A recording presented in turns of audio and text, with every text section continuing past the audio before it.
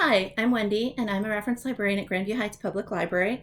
I'm here to do a book talk for you today. I have 3 books. This is a service that we do every Wednesday. So hopefully you'll like some of these. If not, you can also check on our website. We have a service that's called Discover Your Next Read. We ask you a few questions and you can answer them, let us know what you like, what you don't like, and then we'll try to find some specific books for you. But hopefully you'll like mine as well.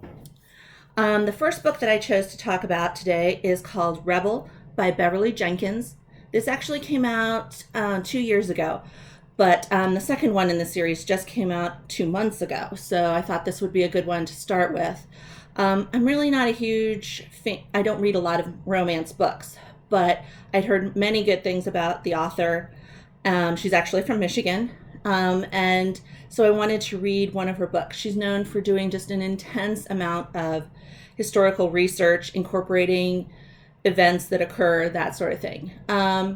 In this case, the story takes place in post-war New Orleans, and the main character, Valinda, heads down there to teach the freedmen how to read and write so that they can stand up for their own rights. I don't want to give too much away. It is a romance. There's so few steamy parts, but really good. I learned so many things about U.S. history while I was reading this book, so I really highly recommend it. I'm actually looking forward to reading some of her new ones. So again, Beverly Jenkins, Rebel.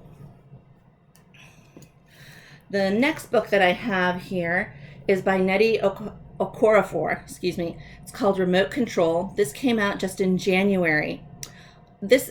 Well, first of all, the author is actually from Ohio. She was born down in Cincinnati. She's mostly known for her young adult or children's books, but she has written several other adult ones. She's won the Hugo Award, the Nebula Award, so she has some pretty impressive credentials. This story it's really hard to characterize. We actually have it in the science fiction section, but in some ways, it's very much like a folk tale or a fable. It's just a tiny little book. You can see it's more like a novella than an actual novel. So I don't want to give too much away.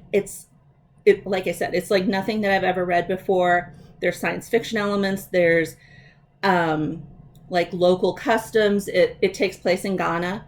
The main character is a child, but it's not a young adult book. And I know a lot of times you think if the main character is a child, it must be about only 4 kids, but that really is not the case. I recommend it. It's like I said, it's not like anything that I've ever read before. So again, Nnedi Okorafor, Remote Control. The last book that I'm going to talk about today is called The Darkness. It's by Ragnar Jónasson.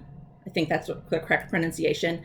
The author is from Iceland. This was actually written in Icelandic and then in 2015, and then it wasn't translated into English and published here until 2018. This is the first book in a 3-book series, and all 3 are out now, which is nice if you don't want to like wait for the next one or the next one after that. The main character, Hulda, is a detective in the Reykjavik Police Department, and she's 64, going on 65, so she's about to retire.